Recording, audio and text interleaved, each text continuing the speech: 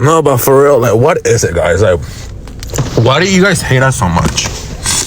Dead ass, like, on a real topic, why do you guys hate us so much? Guys, I literally had to leave work. I got to work, and I literally had to leave.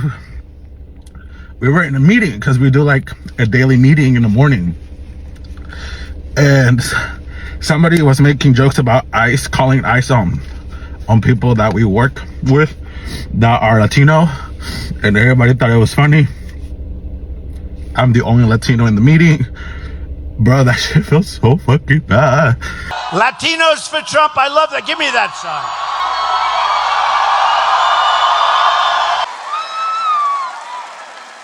So let me say this.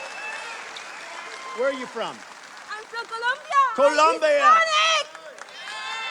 And is this a setup? Did I ever meet you before? Huh? I'm Hispanic and I vote for Mr. Trump. We vote for Mr. Trump. Just say hello real quick. Yes, I'm a Latina for Trump, and I'm very proud to vote for Mr. Trump because he's for law and order. And he wants things to be right. You have to come into this country legally. You can't just come in here, pouring in here,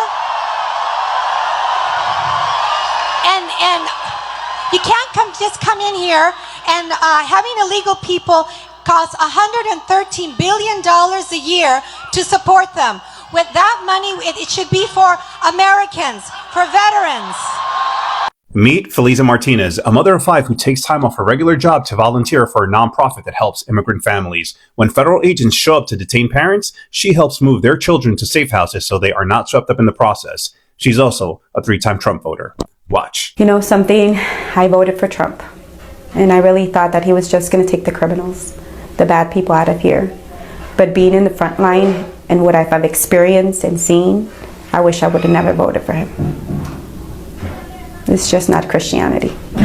What he's doing, it's not Christian. Not my beliefs. All right, so she backed the idea of deporting violent criminals and admits that she ignored the stories of family separations that happened under the first Trump term. She also says she voted for him 3 times because of his tough stance on abortion and gender-affirming care for youth. But in the past 2 months, after seeing federal agents forcefully detain her neighbors, she says she's done with Trump and wouldn't vote for him again, which, okay, I mean, he can't run again, but I get the spirit of the gesture. And look, it's great that she's volunteering now, but she voted for the hostile environment these families are in. I'm not dismissing her shift. It's great that she's seen the impact, but I hope that she channels that energy into electing Democrats from here on out. In the recent months, many Latino communities have found themselves facing a harsh and emotional reality. Some of them who cast their votes, believing that DJT would focus strictly on criminals, are now watching immigration enforcement expand in ways that affect families, workplaces, and their entire neighborhoods. People are now living in fear in workplaces where rumors spread that someone might call ICE, fear in schools where children worry about where their parents will be at the end of the day. Even legal citizens, they feel now targeted and profiled everywhere they go, and many are now regretting the choice that they made. This is a message to the Latinos for Trump and any other Republicans that voted for Trump. I'm going to start with the message to the Latinos first, and then I'll get to the other people. You voted for a man who doesn't care about you at all. And he's made it very clear. Whenever he talks about the immigrants and he calls them rapists and murderers, killers, and garbage and scum and the worst, they're sending their worst over here. He's talking about you too, and me. Because to him, we're all the same. If he was walking down the street and he saw you and one of the people that had just crossed the border, he wouldn't be able to tell you apart. And to him, it doesn't make a difference. We're all the same. They don't care. They just want to get rid of the immigrants. And I don't know if you know this or not, but there's a man named Stephen Miller that's probably going to be on Trump's cabinet. He's going to be one of his cabinet members, and he's going to be in charge of the deportation actions, right? And that man, Stephen Miller, wants to change the laws so that they can take away naturalization. You think that that piece of paper that you have, if you have it, if you've become a naturalized citizen, you think that piece of paper makes you different But in their eyes, you're not different. I was born here, and I'm not different to them, to those people. The way they think, I'm just like all the rest of them. To them, I'm the same. So that piece of paper is not going to save you. And they're trying to make laws now. They're in the process of figuring out what they have to do to change the law to take away that naturalization citizenship. They're also looking into taking away natural born citizens, people who came here and had kids here that were born here. They're looking to take that away as well. Unless you were born here to legal citizens, that's the only way you're going to get to stay, if they have their way. Now, there were thousands of people on TikTok trying to warn you about that, what that man really was. I was on here, not making videos, but I was on here posting comments and texting people and talking to people on here and trying to get them to understand who that man really is. But y'all chose to ignore it. I don't know what it is you thought you were accomplishing by voting for that man. You think that they're going to see you as an equal, or, they're going to treat you like a white man or whatever. No, you fucked up. They're going to get you out of here. All they wanted was your vote. They got it now. They don't need you anymore. And they're looking to get you out of here. Right? Now, I don't know how they're going to do that. Maybe somebody in his cabinet can convince him, hey, it's not a good idea to deport these people. They're a big portion of our workforce. And if we deport them, the economy is going to go to shit. I don't know. Maybe they can convince him. And if they do, well, lucky you. But if they don't, you are the prime target. And you voted for it, even though we tried to warn you. So anything that happens to you, it's your own goddamn fault. You voted for it. That's what you wanted. That's what you're going to get. I have no sympathy for you. Sorry. For all of you who didn't vote for him, I'm sorry that you're going to have to go through this. I truly am sorry. And that's my message to the Latinos for Trump. You won. Congratulations. You might get your ass deported back to Mexico or wherever you came from. Listen, y'all Latinos for Trump are getting on my motherfucking nerves. First, y'all vote for the dude. Then he gets elected. Then he does what he says he's going to do and deport that ass. And now that he's coming after your community, after he told you he was going to come after your community and you voted for him anyway, you're mad at us?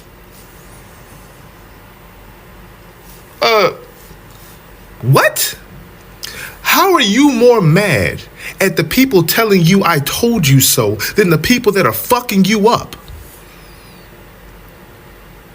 We're the ones that said, do not go behind that door. That door right there is a bunch of motherfuckers waiting to whoop that ass. And you go behind the door and they whoop that ass. And you're looking out the door as we said, we told you so. And you're mad at us, pointing, it's your fault as you're getting your ass whooped. No, it's the people whooping your ass. This message is for the Latinos for Trump and only for the Latinos for Trump. If you're not a Latino for Trump, just keep scrolling. Do you know who this guy is? Do you know who this guy is? Yes, he's a Trump advisor.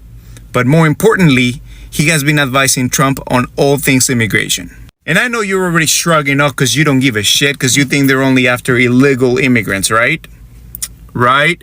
I don't know how I missed this, but back in 2023, he posted this tweet that reads, yes, we started a new denaturalization project under Trump. In 2025, expected to be turbocharged. And all of the people that voted the same way that you fucking did, you fucking clowns, commented things like, sounds great to me. Let's do it.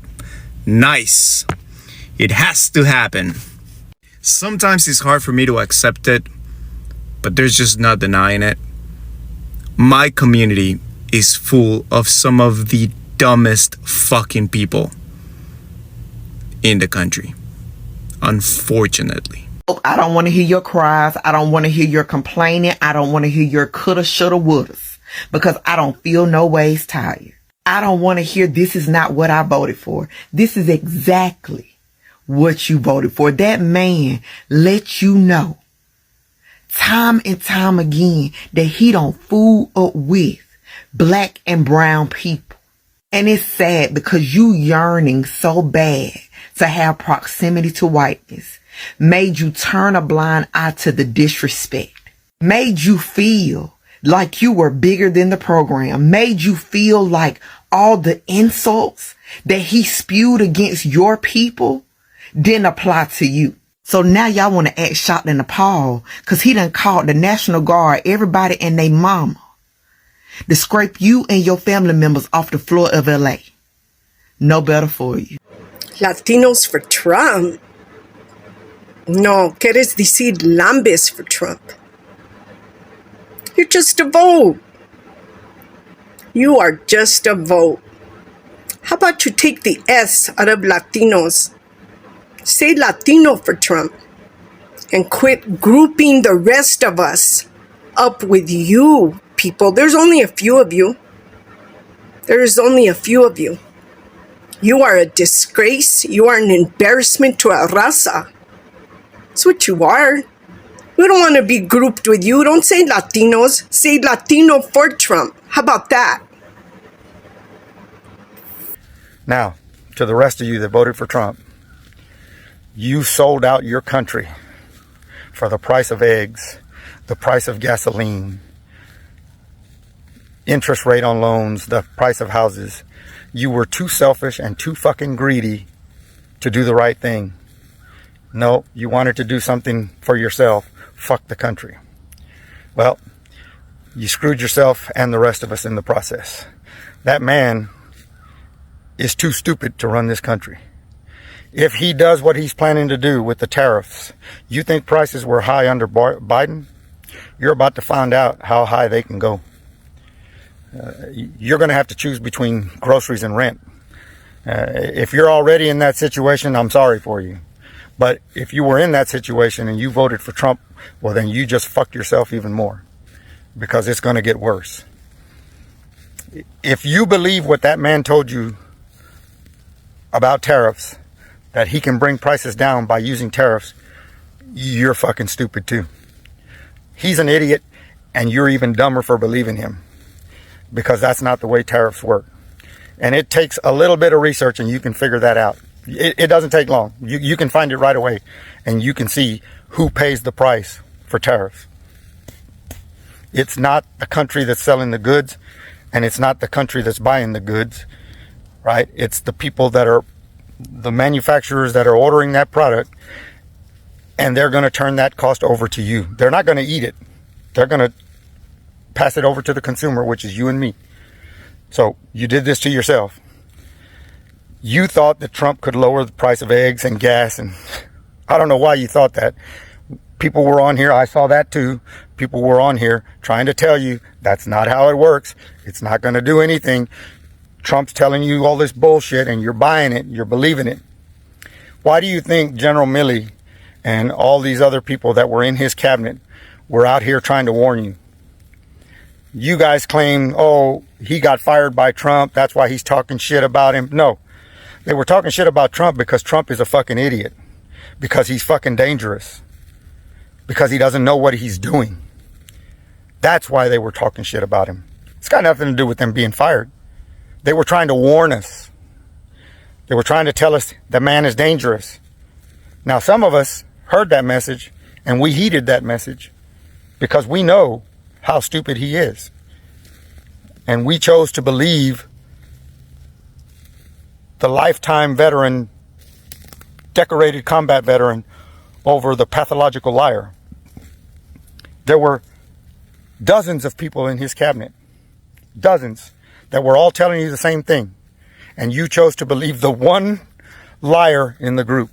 The one pathological liar is the one you chose to believe. So it's your own damn fault. I was on this app trying to tell people you cannot trust a pathological liar. They lie all the time. Everything they tell you is a lie. He was fear-mongering and lying to you, and you bought it. Well, to you as well, you think you won. The only thing you won was the election. You lost your country. You lost your self-respect. You lost your freedom. If Trump does all the things that he said he was going to do, we're in for a world of hurt. All of us. All of us. Hopefully we can survive it, but I don't think we're going to be able to. That man is a total idiot. And if they don't have anyone watching him and steering him in the right direction, we are all screwed. But hey, you did it. I'm going to be here to remind you about it. Hopefully I don't have to leave the country, but if it comes to that, I'm ready. I've got an out. Hopefully you do too. Have a good day. Many Latino voters, they supported DJT for various reasons, like the economy, small businesses policies, religious values, and border enforcement. But Trump ran his campaign promising mass deportations and aggressive border policies, but many never thought that they would be targeted. Many are now living in fear, Communities are being terrorized by ICE. Fear have now entered churches and community centers, spaces that were once considered safe havens. People are not going outside. So small businesses are suffering, Many are shutting down their businesses because there are no customers. Because most of the customers they relied on, they were the Latino community, and now many are afraid of going outside because of the fear of ICE. So it has really impacted even their businesses. So this fear doesn't only affect undocumented immigrants, even legal citizens. Sometimes they feel nervous because of the environment around them. For some Latino voters, they feel like this is a betrayal because they believed that policies would not touch their community, But now many are seeing their friends, their neighbors, or even their families members being detained or even affected, And many are starting to ask a hard question and regretting their vote. But what cannot be ignored is the fear many families are living with right now. And a fear is not something that we should live with. Children should never have to worry about whether their parents will come home from work, Workers should not feel that someone can threaten to call ICE on them just because of politics or even anger. Communities should not feel that they are constantly under watch, and that the Black community and other groups want the Latino community about voting against their own interest, They want that the campaign promises on mass deportations and other policies would have wide effects, but many did not believe, Some people felt those warnings were not true. So this is not about celebrating anybody's pain, but that this is an eye-opener that people should learn that when policies are made, they don't just affect one group, They affect workers, businesses, schools, churches, and even neighborhoods. Fear spreads fast, And when people are afraid, they stop participating in public life and they stay quiet. And at this moment may push many voters to think deeper about campaign promises in the future, not just what sounds good on a speech. Choices have consequences. And that this situation is emotional and we are not laughing at anybody, but should be a wake-up call for accountability and some reflection that choices have consequences. Every vote matters, every promise matters, and every policy affects somebody's life. So thank you so much for tuning in. Be sure to like, subscribe, and share. Have a good one. I'll see you in the next video.